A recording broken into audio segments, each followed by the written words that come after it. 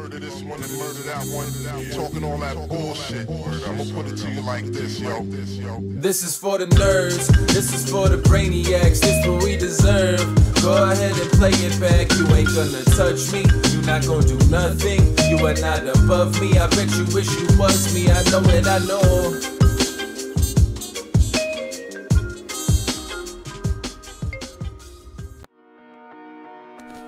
Well, that's not what you wanted. What's up, everybody? Welcome. I had one job. Well, that's gonna set the tone. All right. I gotta tell you, that is gonna set the tone for today's episode. Listen, we needed some comedic relief on a sad day like this. You know, I have to tell you, I don't think of myself as somebody who's like a control freak by any stretch of the imagination. But I had some hesitancy giving up the reins today for running the show. And Nikki's like, I got it. Okay, I got it. Listen, I blame you because Come on, man. yeah, you did that actually. You did that. Hey, everybody subscribe and like. You see the cool graphics. Follow Nikki while you're at it. So like they had a crazy conversation like right before we went in, and I was like, oh no, my brain. I had everything sorted and now it's not sorted. So you know, nothing was sorted. It really is like your fault. So here's your lower thirds again. You're over on my side. Do we need to hold hands? Is that what? I think so. This is a kumbaya moment. Oh R.I.P. God. That's you guys are a mess. Makes sense right there. This thing fell like the Steelers season. There sounds like there's a lot of water in that. I just filled it up. Oh, okay.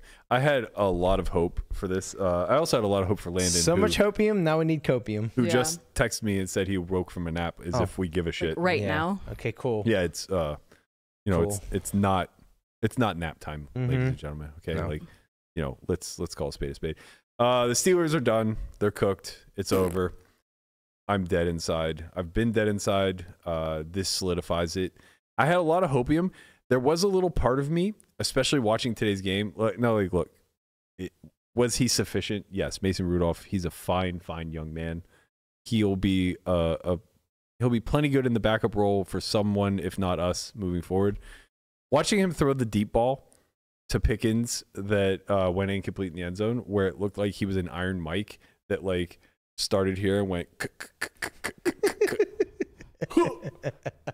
I was just kind of done, and I was like, man, if this guy fucking takes us to the Super Bowl and he becomes our QB1 moving forward, I don't know that I can really live through those years. I mean, my Tommy Maddox days are done. Yeah. I can't really have a reinvention of that. So there is a part of me. Tommy Gunn. There's a part of me that sees the silver lining that, like, you know, clearly Kenny's still our best option. That's not a debate any longer, I don't think. Probably not, but still, I don't know how great of an option it is. Listen, we'll find out. We'll find out. You know what? We have a whole nother year of misery to go through before we find out. So we it's won like 10 fucking games with half of our roster on IR. The problem is, this was the year we were supposed to find out if Kenny was the guy or not. No, yes, that was out the window the second Matt Canada came back. Legitimately, the second Tomlin didn't fire him in the offseason, it was like, okay, well, we're in for it. Yeah, I don't know. If it makes you feel better, you guys did better than I thought you were going to. That does not make us feel better. Does it make you feel better? Okay. Go Pack, go, though. Yeah, hell yeah. Let's go. All the teams I wanted to lose lost at least. Fuck the Browns. Yeah. Yep. They got blown out. Yeah. Fuck the Cowboys. Yeah. They got can't blown win. out. Hell yeah. RIP, fellow Yinzer, Mike McCarthy, your job is and fellow dead. Packers coach. Beat the fucking Steelers. God, have some Yinzer pride, man. Tank that game, you know? But hey, it's just another day bleeding the black and gold. We're going to be fine. We're going to be fine. Pittsburgh is a great city. It's a great place to live. It's baseball season. Let's go Bucks. It's not. Catchers and pitchers don't even report for another month. What? Oh, I'm in it, man. This is it. This is our year. Man. No, talk about hopium. It's not. It's not. That ship has sailed. The Penguins are old. The Steelers are young, and the Pirates are shit. I mean, the Penguins might be worse than the Pirates right now. They'll flirt with the playoffs, but so will the Pirates. Yeah, I guess. Exactly. We have a great show for you guys today. We are going to talk a little bit of poker. We have a weird in the muck segment. Did you want to feel the burn yet, though? What burn exactly? This burn. The best place to live. I tried to cue it. I didn't know. If you're gonna do some cleanup, hey, it is what it is. But we're still #1 out here. All right. All right. Yeah, well, we still are number one out here. All right. All right. Go ahead. What are we talking about? I'm not sure why exactly. I was so ready to go too. Like I was so ready. I said it was another day, bleeding the black and gold. In one ear, out the other. This is You gotta go play the clip. This is gonna be a rocky one today, team. You go play the clip, and I play it. That's, yeah. I mean, Guapa never gets your cues either. So No, yeah, he maybe you doesn't. can get better cues. I will say, I know. I'm sensing a pattern here. this show, much like the Steelers Bill game, is living exactly up to my expectation and proving why hopium is not a thing. Listen, man, we're running on E over here. We you are. know, I'm so mad. I thought you were going to say tired. 'Cause No. I'm so tired. No, I took a nap during halftime. Oh, lucky you. I'm so upset that they didn't play this fucking game when they were supposed to. I know. Bro, what were these conditions? There were no conditions. Where was the winter wonderland? Well, last night, I guess it's Fuck last They night. weren't even supposed to play last night. Yeah. Or the night before, whatever, Sunday night. Whatever. I don't even know what day it is. Bro, Yeah. there was 3 feet of snow in the stands. Not a flurry on the fucking Well, field. they had a whole bunch of people in there I removing don't it. care. What happened to what happened to the tuck rule days? Man, I'm not arguing with you. I'm on your side. Do you here. remember Yes. the Patriots Yes. wheeling Clearing out the snow wiping off right, the ground, trying to kick a 12-yard field goal for the win? Yeah. You know what Najee would have done in 6 feet of snow? Yeah. You know what it would have done for my 11-point spread? Oh, you would at least covered. You were covering all the way up to the end, and then it kind of just went south in those last. God damn 7 it! minutes. What is a playoff win? That's been so long. Dude. It's been so long since they've had one. They feel like the Cowboys right now. They get to the playoffs and then they lose. No, they don't. Yeah, They don't feel like the Cowboys because they win 8 or 9 games every year. That's the true. Cowboys won 12-5 the last 2 years. Yeah, 3 years, and then whatever. they lose. Then they lose. Yeah, when we go 12-5, we at least make the AFC Championship. Yeah, yeah. Until next year, team. Sports ball's over. Now we have to talk about the real shit. Mm-hmm. Poker is alive and well. Yeah, Our it is. friends are all doing great. Much better than myself as a Steeler fan. Brian is a Steeler fan. Nikki's Packers won. Go, Let's go. Pack, Go, Pack, go. Go Pack, Dude, Jordan Love looks great. It just reminded me of like 2012, 2013, Aaron Rodgers days. Like if you would have told me like it was 2013 clip, I would have been like, hate oh you. yeah. I hate you so Why? much. Why? Because like your hopium is still real. Yeah. And like Jordan Love looks okay. He looks great. You Are just, he looks good. you Did just you compared see him to those the targets? You just compared him to the 2012 Aaron fucking Rodgers. Yeah. He looks good. He looks great. And okay, Aaron Correct me Rodgers. if I'm wrong. Aaron Rodgers won the MVP in 2012. Some of those plays were like Rodgers Cobb days. Like it was just so clean, targeted, just so clean. Oh, right in the window. I've come to understand why everyone hates when we talk about the Steelers. Yeah. See? Yeah, see? Yeah, right. Sucks. Sucks. Imagine like 20 minutes of that Right. every day. The Delulu is so high. Oh man. Like this must be what it sounds like when I'm talking about Pickett the Pickens when Yeah. no one else on Pickett the earth Pickens, thinks baby. that this is a real thing. Mm-hmm. Yeah, no, I get it. Big shout out to some of our friends all doing work on the felt. Yesterday was a big Sunday. First and foremost, shout out to Lily. Lily Nice, Newhouse. She Lily. came to a couple of the academies. Won her second circuit ring yesterday. I believe, I can't quite see, I'm squinting, but I think it was like for 27,000-ish. Yeah, 27,735. Okay, let's fucking Let's go. go. Nice. And I think That's it a was nice pretty What was the buy-in? recent. The buy-in was 500? $500. Yeah. Yeah, nice. I think it was relatively recent that she won her first circuit. So this is relatively close proximity to shipping another bird. Everybody loves to see the wins piling up. Yeah. We want to give a little love here from the Academy. Another friend of the show, Casey Mills, Poker Mama. She won her second ring in as many events. Yeah. Back to Back-to-back. You know how hard it is doing back-to-back tournaments? Live tournaments? Yeah, back to back. I hear momentum Within is a 24 thing. hours. Yeah. I hear momentum's a thing. That's been win. It has to be, man. It has to be some sort of. It happens too often for it not to be a thing. It's just like you're so confident in all your. Like you just won a tournament. It's so hard to do, right? You're never going to be as confident as after you win a tournament. I wouldn't right? know. No, you wouldn't know. I wouldn't know. But I would know only online. But Those don't count. those don't count. But imagine winning a live one, how confident you are. And then you go into the next one, and then things are just working, and you just believe in every play you make. You just exude confidence, and people that puts fear in people. Sometimes I think that there's just an entity that's bored.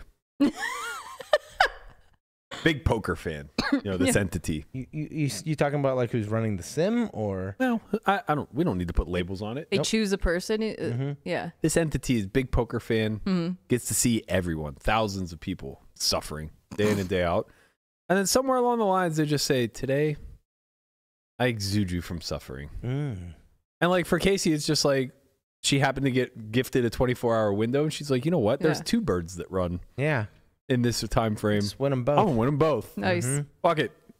Yeah. It's a nice. Both I think she ring had, events, right? Yeah, Both I think she had a ring events, 66K score of the first one, 22K score of the second, so just shy of 100K over 2 days. That'll get you out to North Carolina, Cherokee. Yeah. Well. The Choctaw. No, Choctaw is in Oklahoma. Was it? Oh, Oklahoma. it wasn't Choctaw? No, it was literally in North Carolina. Oh, I thought it Cherokee. was. Cherokee's like a stop now. Yeah, it's like the fucking spot. It is. It's a big stop. Never been, never even heard of it until Will Jaffe started talking about it, and I thought he was mostly memeing. Oh yeah, Turns out Rampage it's really tried a to get thing. me to go out there, and he was right. Maybe I should have. Yeah, they're just handing out rings. Somebody who did not get a ring, but did get the bridesmaid's position. One young Landon Tice. He couldn't make it to the show because he's sleepy. He's sleepy. He's very sleepy. Very tired from getting second. Yeah, it's exhausting getting second. Yeah, I guess he got scammed. Is he like, since he's not here to tell you that he got scammed, he got scammed. He's like, I got scammed. And he's like, 95% favorite. And then I'm like, to win it? He's like, no, but I would have had a 2-1 chip lead. I'm like, 2-1 chip lead? That's far from over. He doubles up through you the next hand, you're back to even. I've had 8-1 chip flip leads. the other way. I've had 8-1 chip leads and finished second. 2-1. What are we talking about? Come here? on. Grow up. Grow up. Grow up, Landon. Grow up. We're all proud of you, but grow up. Get a fucking job. Get a fucking job. Hey Nikki, thanks for this hoodie here. This Yeah, tortoise, it looks good on you. Tortoise hoodie for the Secret Santa finally came in. Looks nice. Oh yeah, it does look nice. He's just chilling. Look at him. He's in the retro. sunset. It is just basking in the glory of the very sun. meta. With like the tortoise shadow. I like it. Yeah. I'm gonna wear this way too much. It's him on his way to the jewel. Right. Yeah, he's just riding off into the sunset that is the jewel. Yeah. exactly glistening. Oh man. I guess a little less from the accolade side. What? Our good friend Jeff Platt. Oh, how could I forget Platt? How could you forget? yes. Another Oh, yeah, congratulations to Platt. Yeah, he beat you in your. He washed the fucking bet. He did wash the bet. At least it's a wash. I You thought don't I have was, to pay him. I thought I was really sharp at the plus 11. I turned the game off. What was the final score? I don't know. We didn't score I like think a it was garbage touchdown, did 31-17. No. we? Damn. Had a shot. Yeah. So yeah, he won the bet off of me to wash and then got third in a Brigada event. Is that accurate? I thought it was it's not the win. Win. The win. win. Oh. Yeah. Right, win. He's here. He's here. Okay. Maybe he could be on the show with us. So Yeah. you know, I like Maybe he There's could people. Maybe he could run the switcher. yeah. Easy just job. teach him a billion things. Sure, in easy the job. 5 minutes. How those lower thirds go? Listen, I gotta make sure I know how to get back to myself. That's true. Yeah. So third place for how much? 30,000 ish. All right. Something along those lines. Yeah. Those That accurate? scores are nice. Those really add up. Do they? Yeah. Tell me about it. 30,000. I don't know about it. I could imagine if I had a few of them, how much it would add up. Actually, I did have a couple this summer. A little another notch in the belt of the old Hendon No, bomb. I did. I had a 35K score, and then I had a 23K score. over Let's the summer. go. I've come to the conclusion that I only play any events during the World Series in order to keep my Hendon mob relevant exactly. and recent. It's like I want to have like one cash a year, Right. so that I can keep climbing a little bit closer. I think once I get to the 5 million mark, I'm just gonna be like, you know what? It's been a good run. That seems pretty good. Yeah. You got second in that Daytona one last year. That was I did Beaten You're by right. a former Academy member. Yeah, I actually Charlie saw him at the Campos. Orleans the other day. Charlie? Yeah. Charlie? Yeah. I was playing. I saw him at South Point. He goes, I can't believe I called it South Point. I saw him at the Jewel. And he was like, he's like, wait, you play here? He's like, this is my little honeypot. I was like, yeah. I was like, this place is great. A lot of the Academy members here today, they play in two places. They play in Sacramento and they play at the Jewel. Yeah, who plays at the Jewel? Anne was talking about playing at the Jewel. Oh, okay. And I thought one other person maybe. I can't recall who else off the top of my head. Okay. But yeah, we finished the academy Well, today. Don't teach them up too much if they're down there playing at the Jewel. There was like 4 people there from Sacramento. I was like, your games are about to get a lot fucking tougher. Right. You know, this is no joke. Yeah. On the I guess don't list is our friend of the show Rampage. Oh yeah. Ill-advised young man. Godspeed. Wait, what a dream. Yeah. I didn't What lose a 500,000 until I was like 35. Yeah. It's a lot of money. That's a lot of money. It's a lot of money at those stakes. They're playing 2, 4, maybe 8. I think my biggest loss was 500K, and I was playing 1K, 2K, 4K. Seems reasonable. That's that is. Mine is almost 500K. Crazy. Yeah. How much inflation would have to happen before Guapo had a 500K losing session? Bitcoin would have to be $1 million. A little more than that. Maybe $10 million. Yeah, $10 million Bitcoin. What did Rampage's post $3,200 straddle from Rampage. There's 1, 2, there's 4, the 8, 6, hand that I have to. Can you mute it? Listen, this is what I had queued up. That's fine. So why? Do you have any idea why the replayer is showing beneath the shot? why the replay is showing? Yeah. Oh, because my mouse was hovering over there. No, I think it's because I cropped. This is on me. All so right. apparently PokerStars replayer is just going to sponsor today's show. Oh, no. I see. I mean, it does every time we're in the muck. So yeah. His the post was a little sentimental about You get real reflective on a $500,000 downswing, yeah. You know? Okay, I'll read it. Okay. It says, hit rock bottom last night. To constantly teeter the fine line between winning a house or financial ruin takes an emotional toll, and it culminated into a disaster last night. I'm appreciative of the friends and support I have that reached out, but also apologetic to those who have risked their own money who bought action. For transparency's sake, I had a large majority myself last night, which totaled to $547,000 loss. It's silly. The house I live in costs less than that. I have a lot of learning and healing to do after last night, and maybe a break from poker would be wise. I'm grateful for the opportunity I get to play at HCL for ridiculously large sums of money and a chance to entertain the poker audience on a regular basis. Hopefully, I'll be back soon, ready to fire like I always have been. Recently, I don't know if you saw that the lodge is doing a golf fishing poker tour. So Rampage tweeted that he's looking for a poker teammate and a fishing teammate. He's just gonna be golfing for a while. Okay, that seems fair. Yeah, respect to the young man. Honestly, like, he has a tremendous amount of fight and a lot of gamble to him. I mean, it put some hair on my chest just seeing it, to be quite honest. I'm glad that he's reflecting a bit, maybe taking a step back. It's tough because when you gamble that hard and that big, it can really shift your entire year, right? Like, if you're not consistently playing those stakes and you have a $500,000 downswing, it's really fucking hard to reaccumulate that type of money. Kind of brutal when like 1 or 2 sessions like makes or breaks your year. That's why 3 sessions. You know, I mean, not to harp, but like, that's why you sell to the stake that you're most commonly playing. Yeah. Right? Like, I mostly play 1-2 almost every single day. I've had opportunities, like I got to play the WPT cash game where it was basically 3-6-12. And I sold down to it being 200, 400 to me, which is still larger than my normal stakes, but I'm only really taking double the risk. Right. You know? Yeah. So it's like, I took 600K. If I get absolutely obliterated, I'm going to lose 200K. Yeah. That's double what my normal loss would be. Like, I think my biggest loss in 1-2 is like somewhere around like 140, 150. So it's like, it's shitty if it happens, but you know, every 20 sessions or so am going through a 300K swing in one direction or the other. So like, we can rebuild, we can recoup. Yeah. You lose 500K whenever you're only playing like maybe 500 hours of cash a year, 300 hours of cash a year. Like, I'm not sure he's even playing off of stream. You know, it's like, so he's not playing that much. Because like, now the next time he plays 248, he's probably gonna have to sell a huge chunk, right? So instead of having like, I don't know, maybe he had 80% of himself. Yeah, now he wins 500K, and it's like, yeah, you've recouped like 20% of your losses. Yeah. It's a tough business where gambling is equally rewarded as it is punished, and in the long run, obviously, it's very important to be somewhat conservative and mindful of your future you. But goddamn, do I respect the hell out of somebody who's just willing to tell that guy to fuck off and just kind of get in the mix and be like, yeah, I'm gonna have half my net worth up today. Yeah, let's go. What of it? Like, let's go. Here's case money. Let's see how this You're not rolls. married, you don't have kids, you're young. Like that's the time to do it. That is the time to do it for sure. Yeah. The pushback would be like, what's the upside?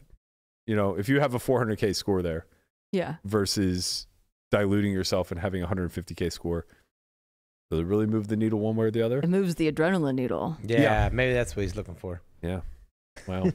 These kids these days, they got like, such little dopamine in them. Right. They got to scroll through the TikToks and they got to scroll through the Instagram reels. They're searching for the dopamine in every single nook and cranny they could try to find it. Yeah. These 150K scores just don't do it anymore. They just don't do it. Yeah. He's got like more rings than he has fingers on one hand. And they don't all add up to... He's bored. Well, they don't all add up to the loss he just took. Exactly. Yeah. But what happens when it needs to be $1 million swing one way or another to move the needle? I can relate. Like from an adrenaline standpoint, that's true. It does need to be like high 6 figures, low 7 figures, something like that. But then at some point you just accept that like this is your career and you're not playing it for adrenaline. Right. Yeah. Drive fast. Yeah. No, don't do that. Wear a helmet. Don't do that. I don't know what to tell you. That's bad advice. What? Drive fast? Or wear a helmet. Drive tortoise. Okay. The tortoise is always going to tell you to slow down. I didn't say drive recklessly. I'm just saying drive fast. It sounded like you were saying drive recklessly. Oh, maybe I've gone 128 and taken a picture of the speedometer. Maybe that's a little reckless. Yeah, I don't know. I was in the car and I was terrified. Sounds like a Pittsburgh person. The tortoise is not used to going that fast.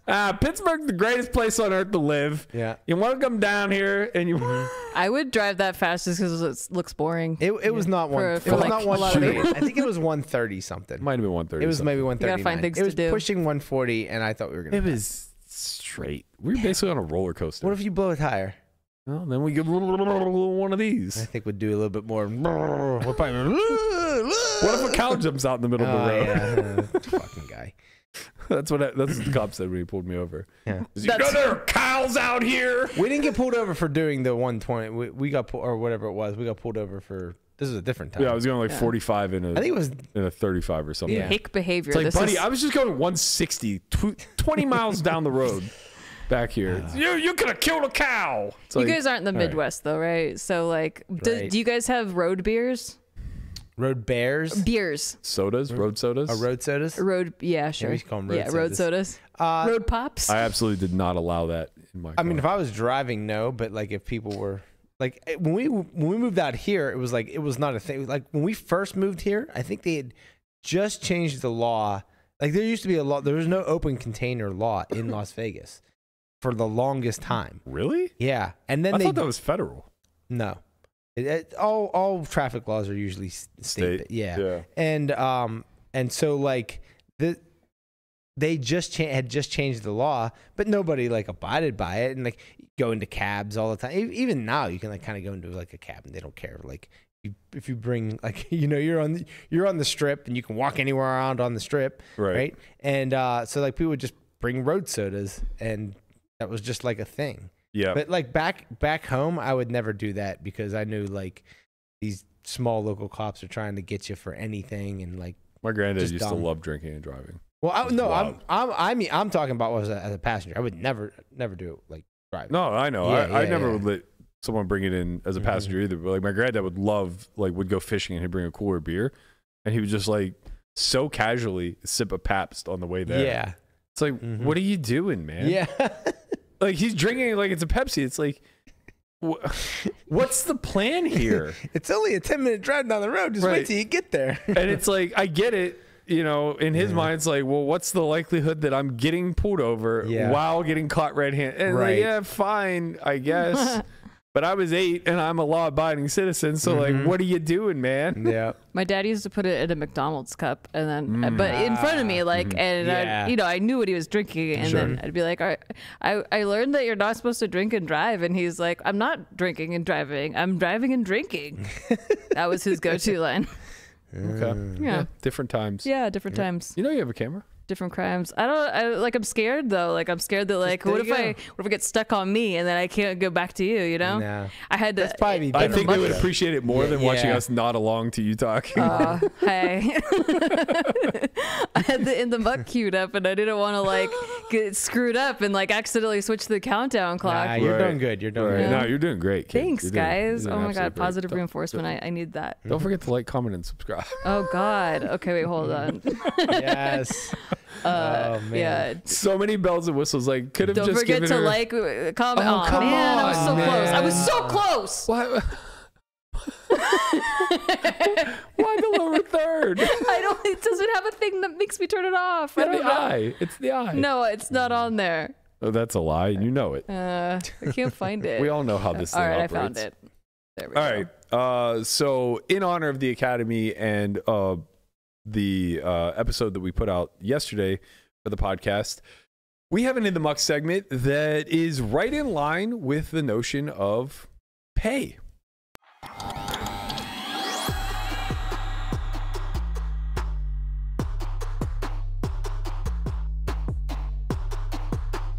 Fucking Berkey, man. He just tells me just pay. Just pay. So you know what? Fuck it. I said I'm just gonna pay. Yeah. I got to tell you, we're really hyping this one up. If you had folded here, I think there's a really good chance we would have kicked you out. Probably. Yeah, That'd have been that it. would have been the last. Yeah, in the you'd be muck. like, You I actually cannot associate with this person. The irony is that like you're not truly in the muck because of the hand. Had you folded, you I'm would not have been in the muck. Yeah, maybe. You would have been in the muck for No, sure. I mean, I don't know. I probably should have folded. Okay, let's walk us through it. Okay. Wait. Maybe just like banter a little bit, you know? Oh, okay, maybe we'll Yeah, just banter. we'll set it up a little bit. Okay, Yeah. so So I'm at the Jewel. we've been recently talking a lot about how in low and mid stakes Right. situations arise where you have a hand that feels like it's top of range, but where your opponent shows some level of aggression, and you're like, well, I don't care if it's the second nuts. How could it ever be good? Type of thing. Yeah. And now here we are. Okay, so here we are. We got an opener to let's see. So I believe it was the low jack probably open to 8, small. That's a very small open. I decided to make it 22. So I 3-bet to 22. He calls. And the flop, pretty favorable flop. We get overs in a flush draw.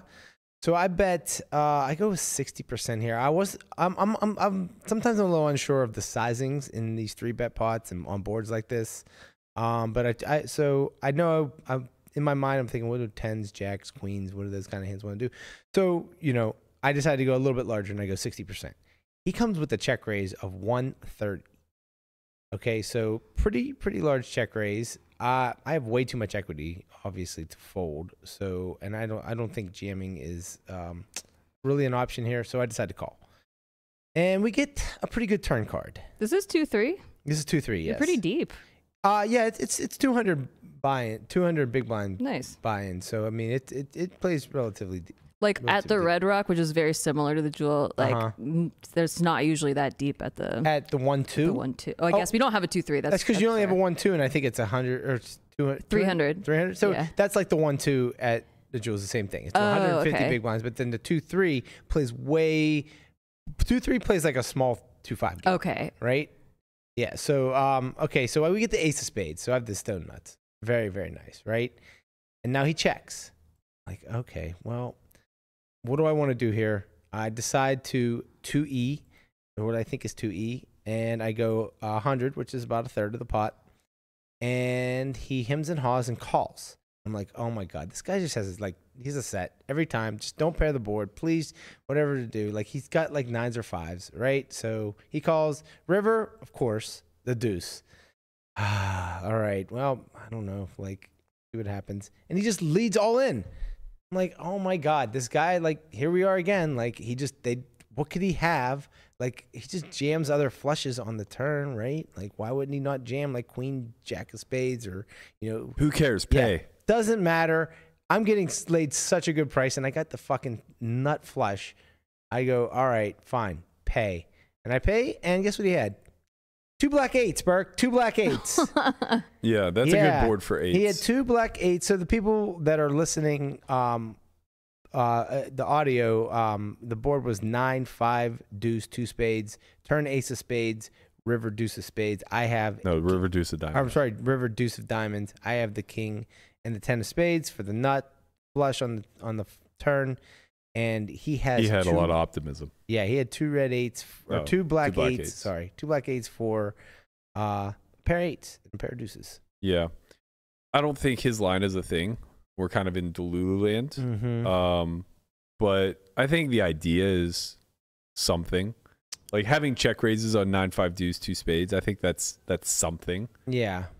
Using eights, maybe not ideal, but at least choosing the one with the spade, probably okay. Mm-hmm. Forced to check the ace of spade turn. I think your sizing there is really good. Thank you. Probably just a fold there with the old with his eights. Yeah, with the old eights. Yeah. And then the board pair river.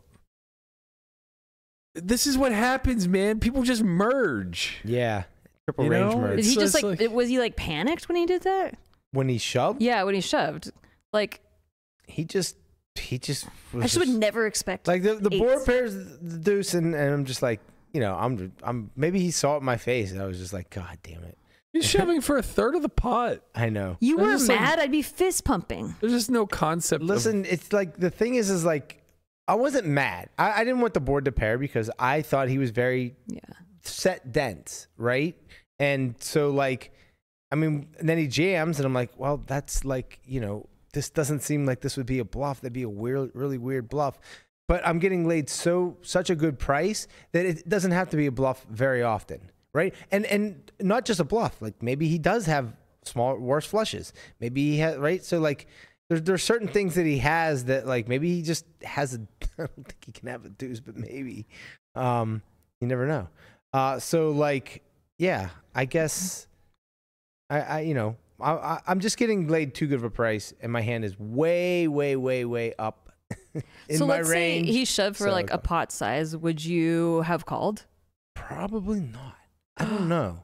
Really? Like I was thinking that I'm like if he had like pot behind, right, and he just shoves for 500, like just fucking call. I mean the thing is, if he had 500 behind, he doesn't bluff. He doesn't bluff with eights. He doesn't risk it. He doesn't do it. Like it's way less often. He would bet non all in. Right. Yeah. And then I would probably I saw call. a hand today during the academy where King Queen opened, got 3-bet by jacks, King Queen calls. It comes like 9-5-5. King Queen checks, jacks bets, probably too small. King Queen somehow peels, which is obviously not good. Turn is like a deuce. Check, jacks bets too small again, like half potish, maybe slightly smaller. King Queen double floats, which again is not good. And then the river's a jack, and now King Queen's just like, fuck, I didn't really consider how I was going to win this pot without making a king or a queen. So just leads for like half pot. Yeah.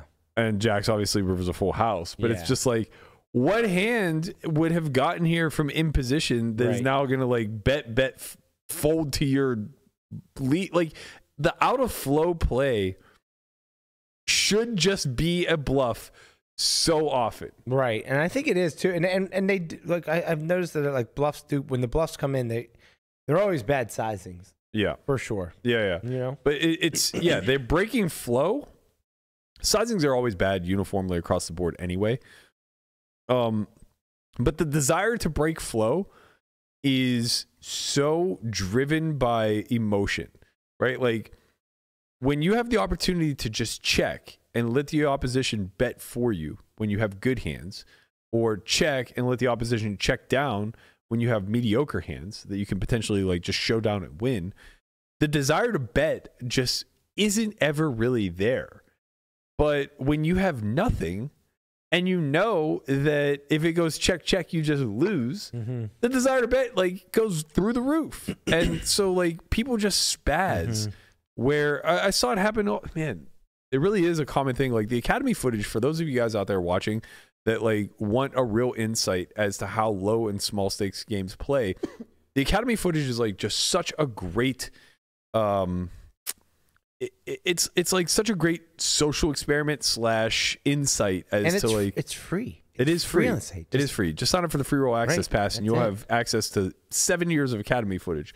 But like, if you really watch it and come through it, if you care enough to watch literally hundreds of hours of Academy footage, you'll see the same things consistently happening over and over and over again. And what it always is this emotional desire to win the pot. Somebody will just break flow out of the blue. It happened in another spot today where somebody like check called on maybe like a 9-high board again. It was something disconnect. So like maybe it was like Jack 7-5 disconnect. And the turn is like the deuce of hearts bringing backdoor hearts.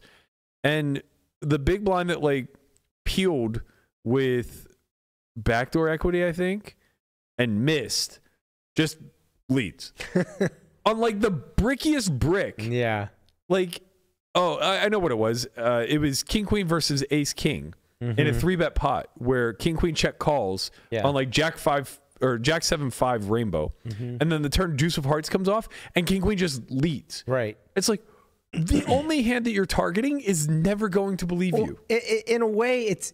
I mean, obviously that's not good, but it's good that like they come and they want to fight for pots. Now they need to like because they have the desire to win the pots, right? And fight for rules. pots. Right, there are rules, but they need the guidance on how to go about fighting for pots in the right way. Yeah.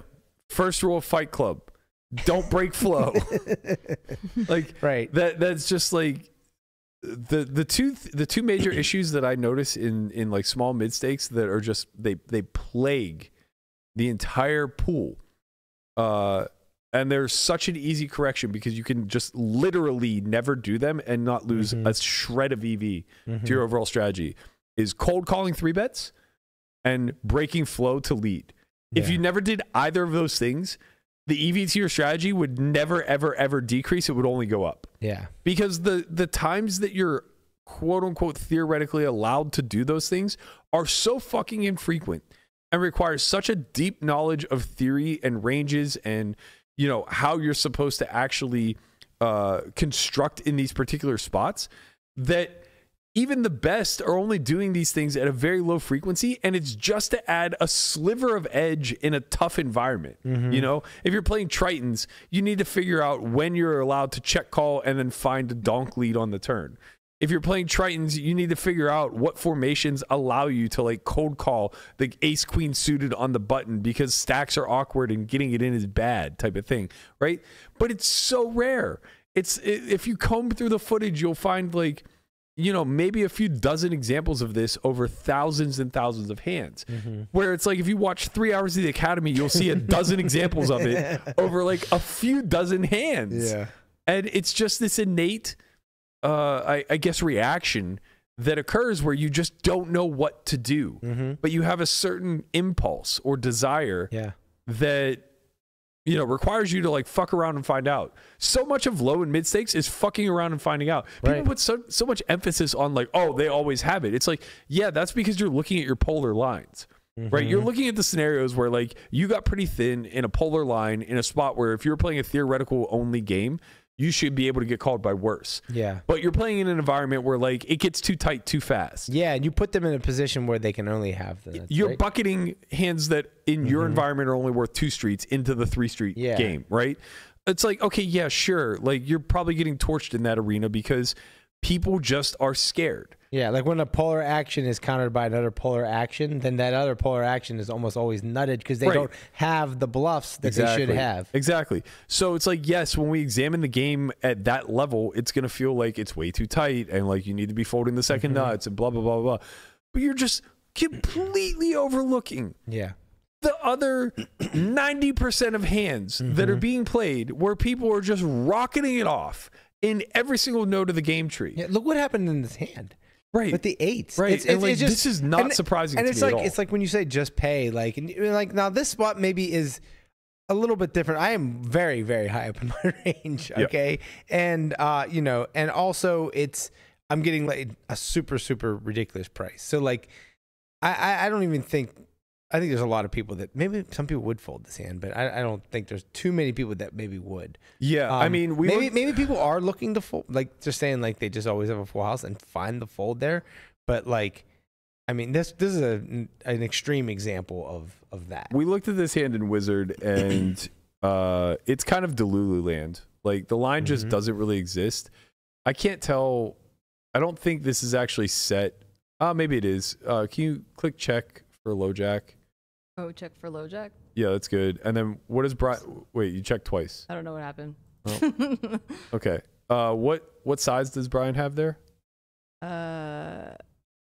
He's the cutoff. Yeah, bet 5.8 or all in for 130. What percentage? Oh, 35%. Okay, yeah. So can you click the pencil?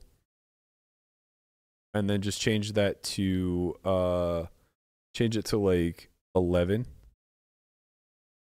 10 is the boot, yeah. On the flop? Yeah. Yeah. I bet 10 big blinds, but that's fine. Okay, whatever. It's close enough. Yeah. Okay, so yeah, you can see that like Brian's betting here at a really high frequency, 72%. Obviously, King 10 of spades is going to be a high percentage of that. If he had chosen the smaller size, like the solver had wanted 35%, then he basically could have range bet. Yeah. See, I knew I was kind of I was worried about my sizing on the there's 3-bet You pots. don't give up that much EV. It's just you're forced to check 8s and 7s now, where like for 35% you can bet those hands. Gotcha. Right. Okay. And now because you're So, checking like, you're checking those, you have to check everything else at Right. like some So frequency. like I have a desire to want to bet a lot, obviously. Yeah. And so when I have that desire to bet a lot, then I have to choose the smaller But size. again, it comes down to your construction. If you're not 3-betting 6s, 7s, and 8s very often, then the larger size will serve Well, I you. am in there with the King 10. Yeah, but that doesn't necessarily mean you're betting or 3-betting. A lot of people miss the small pair 3-bets. And even in theory, you could see they're only like 25% frequency. Exactly. So it's like if you eliminate like 6s through 8s as 3-bets, now all of a sudden the larger size isn't all that bad because you see the overpairs like want to go pure. Yeah. Like kings, queens, they just want to accumulate everything. The reason why jacks and 10s mix is because he should have jacks and 10s to call. Right. So like you don't want to get value cut kind of thing. Anyway, sizing's fine. You're not really giving anything up. You just have to have more of a checking frequency. Gotcha. So you can go ahead and click through, see what his response is supposed to be. I imagine when he raises, it's going to be a small raise size. Bet 11. Yeah, click on bet 11. Oh, sorry. This mouse is really jumpy. First time. Yep. No, that mouse is jumpy. Okay, yeah. So it has him basically min raising, which we have to change. So click the pencil again. And he raised to how many big blinds? 40. Yeah. So 40. Good. Firm. So his frequency is going to go down from like 25% to probably half that. Yeah.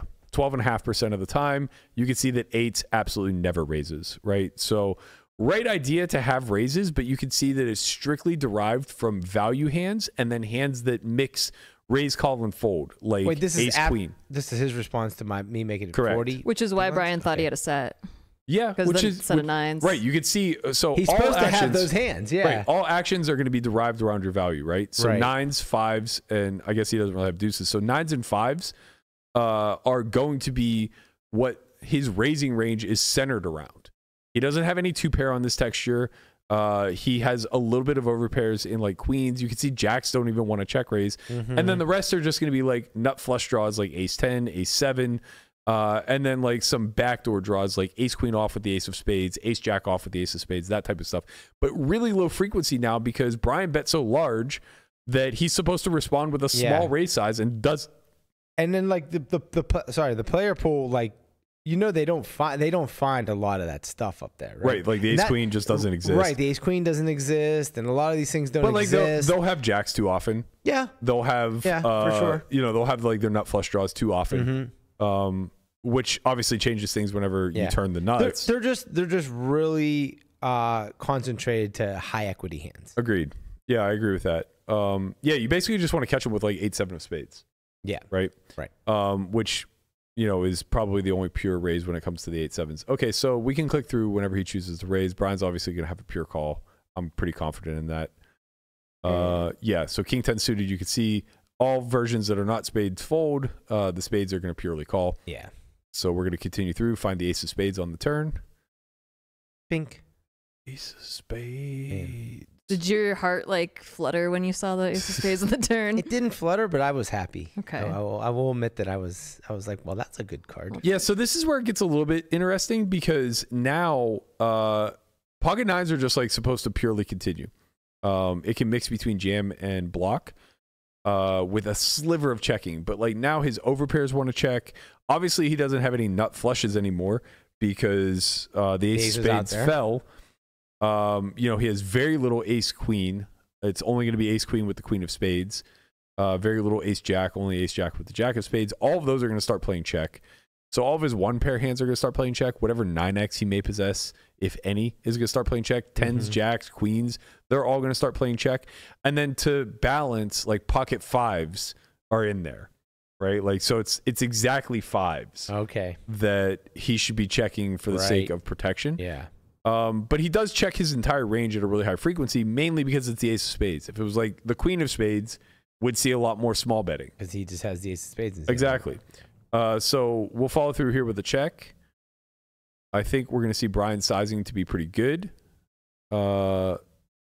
Is bet 57% or all in? Okay, so it wants you to go a little bit larger here. I'm kind of surprised by that, but I guess the impetus of this is that your opponent doesn't really have flushes. So when he doesn't have flushes, now all of a sudden we get to start charging more to the range of hands that checks, which will be like top pair and a flush draw, sets, that type of stuff. So basically it's like charging the equity on the turn to set up for like, you know, a quarter pot on the river, right? Type of thing. But I think 2E serves you pretty well too, because it's not that much smaller. It's 35% versus like 55 or whatever. I mean, SPR was like 1 at this point, right? Or less. Yeah, it looks like all in is what, 90%? 93%, yeah. Yeah. Do you want me to change the bet 55 to something smaller? Yeah, please, because it will affect. Yeah. So it was 33. Yeah, so you could probably make it like 33. Yeah. Perfect. Look at you, we're solving. We're solving together, guys. We're just solving. All right. Yeah, so King 10 mixes between jam and small bet. You go for the small bet. He obviously should never even have pocket eights. We can look at pocket sixes because I guess it plays similarly to how he played it. It's a pure fold. So obviously now we're in Delulu land where he's just calling with a hand that just should never exist. All of his continues should be like queens plus with a spade. And that's kind of like it. Like jacks almost pure fold. Tens never exist in this node. Queens are only calling if they have a spade. Everything else is going to be like top pair at this point with a backdoor or like ace 4, which was a gutty. So go ahead and continue through. He never has kings because they just pure 4-bet pre. Correct. Yeah. Deuce of diamonds. Deuce of diamonds on the river. I imagine he'll have jams. Yeah, so we do see that he has jams, and it's mainly, which is wild, right? Well, no, not really. It's mainly a byproduct of the SPR being so low. Oh, it's his hands I thought he had. Exactly. Yeah. Right. So it's his full houses are jamming some frequency. Right. His 8-7, the flush is jamming, I imagine, and then maybe a little bit of 8-7 bluff, but I doubt it. Look at all those fives. Right.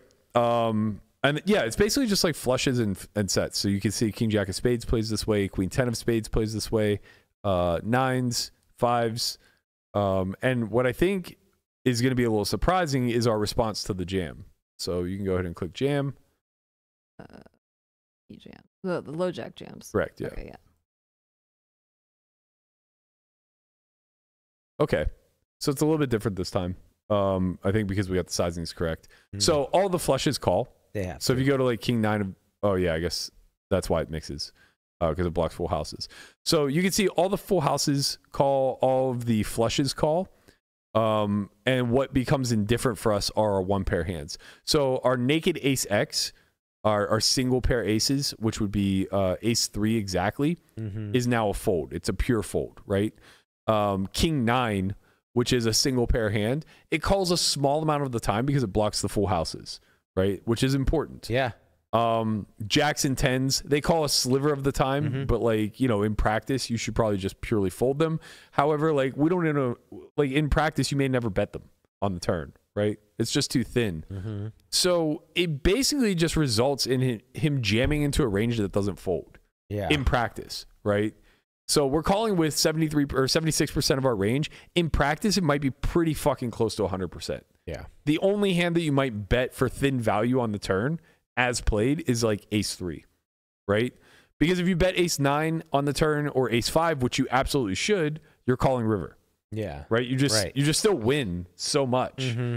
And again, like that should delineate like It's like how good of a price you're feel getting. more comfortable with those hands because I block You what block I'm the full afraid houses, of. right? Yeah. But he should just always show you a flush. Yeah. Literally always. That's true, if you too. have ace 9, he should just Yeah. always show you a flush. Right. But you know, he'll just show up with black 8 sometimes. Sometimes. And like you gotta live with that. So what's the final verdict on the wizard? We call? That wasn't what I meant. Oh, sorry. You mean the Well, Come I on, got Wizard. this. I got this. Yeah, I got I'm this. waiting with bated I breath, got this. Wizard. No. Yeah, you did a good job. And Yeah. The tortoise. I gotta tell Tortoise you. gets it right. God, I'm smooth. I'm so fucking smooth. You're so lucky to have me. Yep. I have to tell you, you should be about as proud of that wizard check mark as Nikki is in getting it up on the screen. I do. man. I have a question though, because your mail put it on me. Okay, so like, hey, subscribe Nice. everybody. Nice. Yeah. Okay. So you were talking about how there's like a plague in the lower stakes community, blah blah, and the two like errors that you were talking about. I had a hand that happened very similar to what you're saying, or I think it is, and maybe Okay. you could clarify if I'm wrong. Okay. What would you do here? Because some part of me is like fold, like Brian would. I feel like Brian would have folded this spot, and then the other part of me is like, I'm top of range. I gotta just pay it off. Okay, so we're at 2-5 at Aria, and under the gun opens for 15.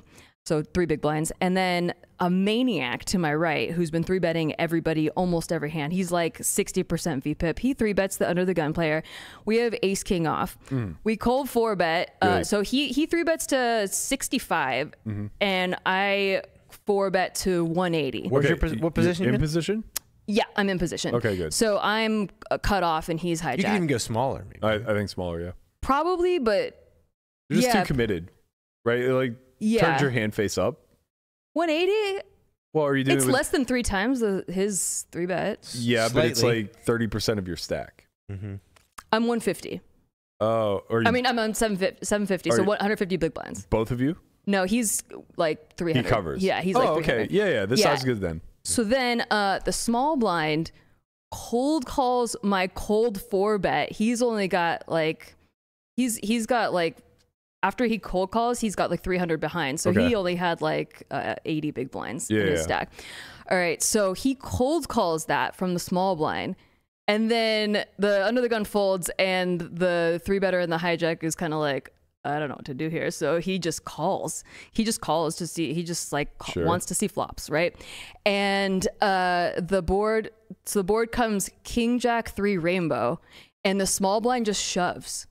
Yeah, you just pay. Just call. Yeah. Yeah. What could he have? that he Aces would or show? jacks some of the time, but like who Yeah. cares? But does he really just jam jacks there? Probably not. No. Yeah. And Probably, I mean, yeah, if he has aces he has maybe, aces. but like you I block just feel him. like people fuck around a lot whenever they see a maniac and then you putting in money versus the maniac. Yeah. That's Yeah. just my thoughts, I guess. Okay, cool. Well, yeah, I was like, I don't know what plays this way. I said this out loud too. I was like, I don't know what plays this way where you would like cold call a cold 4-bet out of position and then jam the flop. Just like aces, I guess. Pocket kings, bro. He flopped top set. Okay, He had that's king- insane. He just like, Yeah. The game is gone. No, Yeah. I've seen not like that exact situation, but I've also seen similar things like where they just flop top set and go nuts with it. Like a situation like that where it's just like you have it all and you just like just overbet jam all in. And, like, Yeah, I mean, in that particular spot, he's making a tremendous error because, like, I could see a reason for not wanting to jam aces pre, right? Because like you just fold ace king. You absolutely should just fold ace king to a cold 5-bet jam there. But like with kings and all of the money that's out there, you're happy to get a fold. yeah. Like you're very happy to just jam and have ace king fold because it's really unlikely that it's going to come king high. So you just don't make any money post flop off of ace king, and you just give them the ability to realize 30% of the equity, which is crazy. But people get this like mindset of like kings is just as good as aces when it comes to trapping, and it's just simply not. no. You know, like if you have queens there, you just muck.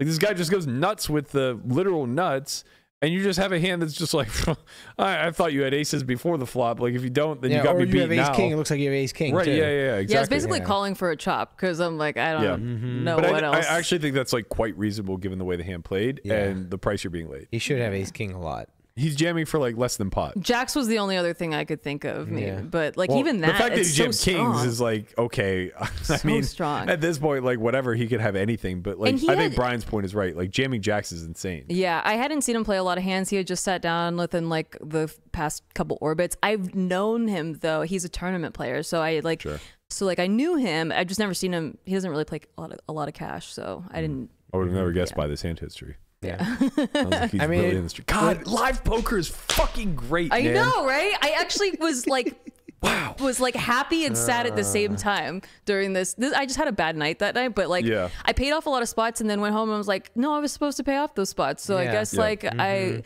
even though I lost my ass, I was made the right decisions. We talk about this a lot privately, I guess, and less so publicly. I get when you're in that specific scenario, the urgency to want to fold. And I think it's quite reasonable. Like you're not wrong, right? Because at some point pots escalate to a degree where no one can have less than what they're It representing. really narrows down. Yeah, right. It's just really fucking hard to cold call $180 and like not have one of the three best hands, right? But you flop a king, so it's just like your hands are kind of tied. If it came 10 high and the guy jammed and you told me you called off, I'd be like, Nikki, what the fuck are you doing? No. Like this guy obviously has a pair. Yeah. You know what I mean? Like it's pretty clear. And like if you told me he had aces here, I would be like, yeah, I mean, it kind of makes sense, right? But when it comes king high and he just open jams, yeah, it's really hard for him to have a bad hand, but also like people do dumb shit. If ever ace queen is going to play this way, Yeah. this is the situation. Yeah, rainbow. Rainbow War? And it's like it's less than the pot size of what he like. Right, you're getting a price. Yeah. But anyway, if you had folded here, at no point would I be like, oh my God, Nikki's in the muck. Like it'd be like whatever. These to me are situations where like no money changes hands. You call and you lose. Yeah, physically $500 changed hands, but like EV wise, no money changed hands. You call and you win, same thing. You know, because most of the time it's just going to be a gross misplay on their behalf, like where they trap queens pre and then spaz post and just like open jam, right? So it's like whatever shit happens, it all comes out in the wash. That's never what I'm talking about. Like what we talk about privately that we don't really talk too much about on the podcast, but I think it's like worth mentioning is the times where people are actually too tight, where you can really start to make hero folds and you can give up on what feels like the top of your range, are situations where your opposition went from playing the defensive node of the tree to polarizing, right? Because that shift is very unnatural. It's very unnatural for somebody to go from like calling a 3-bet pre and then like check raising for pot post. Yeah. Generally, that is relegated to a very tiny sliver of hands. Yeah, like calling calling two streets post and then raising on the river. Yeah. Like, right. wait, what? These are extremely polarizing actions, right? Check raising an aggressor in a 3-bet pot. Extremely polarizing. Check raising a river in small stakes. Well, actually, I did. Actually, my polarizing. hand in the muck hand, I did get check raised in a 3-bet 3-bet pot. Right. And he didn't had have you it, not had that much equity, right, you would have been petrified. Yeah. And probably folded. right. If I had like king 10 of hearts, Exactly. I just You're fold. never, and rightfully so, based Yeah. off of the sizes and everything else we saw. Yeah. King 10 of hearts, pure fold, right?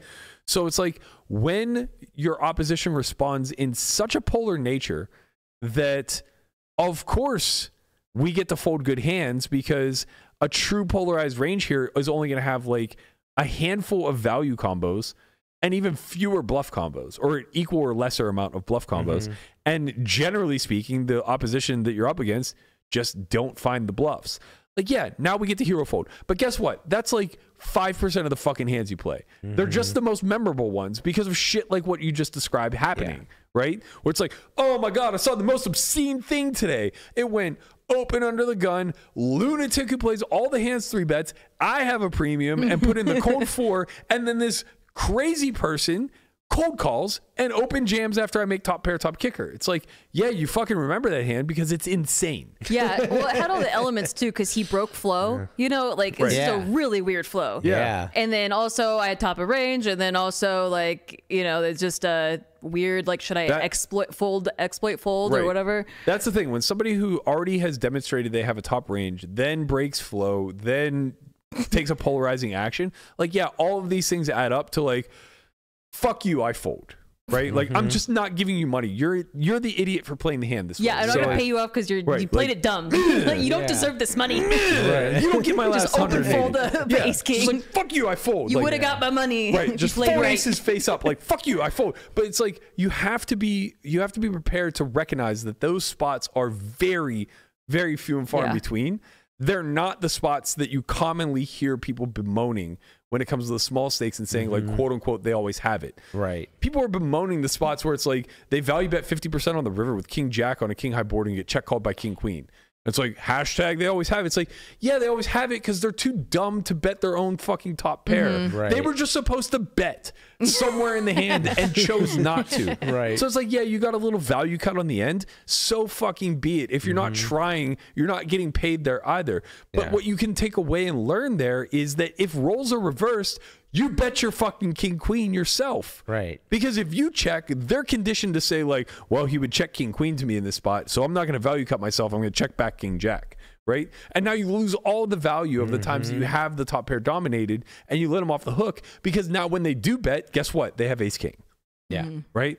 You've let them have only ace king because you've selected your hand class as one that you've devalued. You're saying like, oh, well, this isn't worth very much because they don't bluff enough and they don't bluff catch enough and yada, yada, yada. If I bet, I'm only turning my hand to the bluff. It's like, no, it's not that. It's all of your hands are worth one street less in an environment that's too tight when you're looking at your value lens. But all of your bluffs are worth one street more than they otherwise would be in a normal environment because people are overfolding, right? And that's the simplistic way of looking at it. Of course, it takes a lot more digging, but like the whole point is, fuck, live poker is so good right now. Like, man, I don't know if it's the Bitcoin bull run or like No, it really is. Or like the fact that like GTO Wizard is like so freely available to everybody, and you know, everyone kind of just been like, okay, that's really cool that this whole thing exists, but we've all collectively decided we don't fucking care. We ain't changing. We're not going anywhere. We're going to use the wizard over here. Yeah. We're using the wizard and we're getting better. And the entire field is like, oh, okay, that's cool. I'm going to pretend like I know what I'm doing because I've looked at Solve for Why and I've listened to them walk through hand histories now and again. So like, I'm basically a solver, but the reality is no one fucking changes. They all play too passive. They're all too risk averse. And there's so much money in the live streets. God, I've never been more bullish on live than I am right now. So make 2024 the year that everybody gets rich because 2025, it might all be gone. Never know. No, 25, Bitcoin's really going to be up then. Yeah, so live poker gone. No. Bitcoin goes up and live poker trails it like Ethereum. No, we're all going to be sitting on our bag fucking eating Cheetos and doing something productive for the world. Solve world hunger or something. There we go. Solve world peace. Yeah, create world it. peace. Whatever. Yeah. You want to carry us through the Twitter Tuesdays? Get us out of here. Yeah, I don't know how to zoom in. It's just not doing it for me. So It's okay. you know, we're gonna just do it. Oh yeah, Yes, the wizard approves of this. Good. Yeah. The wizard says this is a good question. Unlock. Click the unlock. What? Click the unlock. There's an unlock.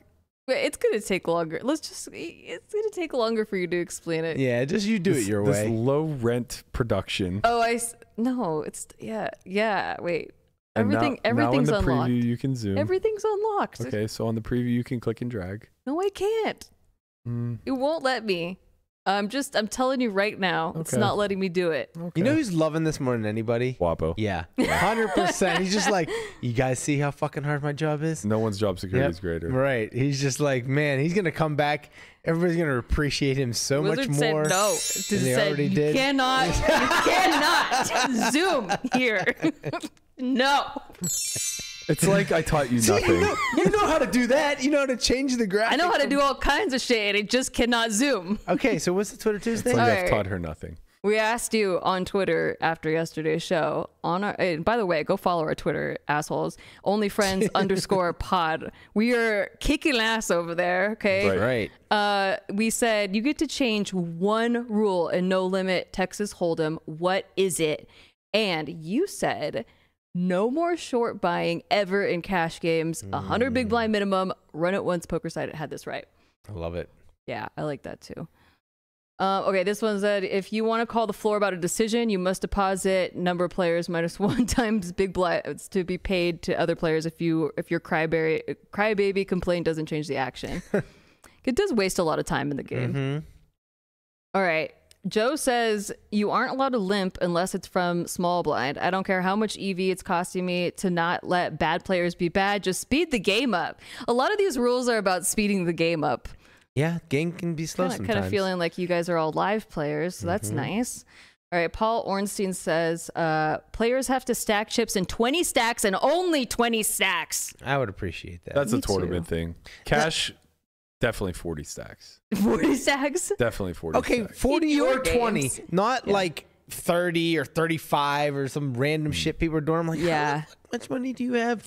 How the hell am it's hard enough trying to figure out like geometric sizing, especially when I can't fucking know how much they I have will in front say of them. though, that was a telltale sign of a live game being good. Like at that table that I was at, half of the players were drinking. They didn't know how to put they were supposed to put the big chips on the top. They had them all like backwards. Like when people don't stack it right, it kind of gives you a sign that like they don't play The thing cash. is, like, stack it however you want. Just tell me what you have in front of you. Yeah. Like, have some stack awareness and like. And let me just- be able to see. Yeah, like, yeah, how just much be you honest playing? with it. It's fine. Yeah. But if I'm a 40 stack guy. If they stack them in big- 50 stacks. Big stacks. Okay. Stacks. Big stack. Big bet Berkey. Phallic aggressive. Patrick Muth says proof of wearing deodorant before sitting down. Agreed. Yes. Shout out to all the Euros. Wow. String bet's okay. Adds a whole new wrinkle. I'm not feeling that one. Angling, That's guys. just- Yeah. Angle. Let's do some Bring angling. it It's in actually here? just going to slow the game down because now you have to wait to see if you're being angled. Just one big blind at a time Right. as I'm betting. The guy's just looking at you like, is this enough yet? Yeah. What if you- No? Where's your breaking point? What if you snap call the first one? Then they can't. Then the action's on you. They can't. You know. So they put up That's one. true. Yeah. And then it becomes angle game. Yeah. Angle. Angle versus angle. Sounds like how the Patriots play football. Oh. Bang, bang. At Showdown, all hands must be exposed. No exception, says Brian Beno. I don't like that one. Yeah. I like the one I suggested instead where it's last aggressor has to We're show first. going to you. Oh, wait. No, I didn't put talked that. about it on the podcast. Okay. Last aggressor has to show first. Yeah. Yeah, I agree think with that's that the best too. rule. I like that. Yeah. But I'm just from a curiosity standpoint, I wish that everyone had to show their hands. Yeah, we Yeah, all but- know you fucking curious cats. I want do. to You want know. to know? Pay. No. I made it to Showdown. I paid enough. If you ask, Jam Basket says, if you ask for a table or seat change, you must take it when it's ready. No backing out. And Matt Berkey says just eliminate the seat change buttons. So at the Jewel, that's a rule. Once you get Jewel, that's a rule. at the Jewel, they have rules, and the rule is once you get a table change.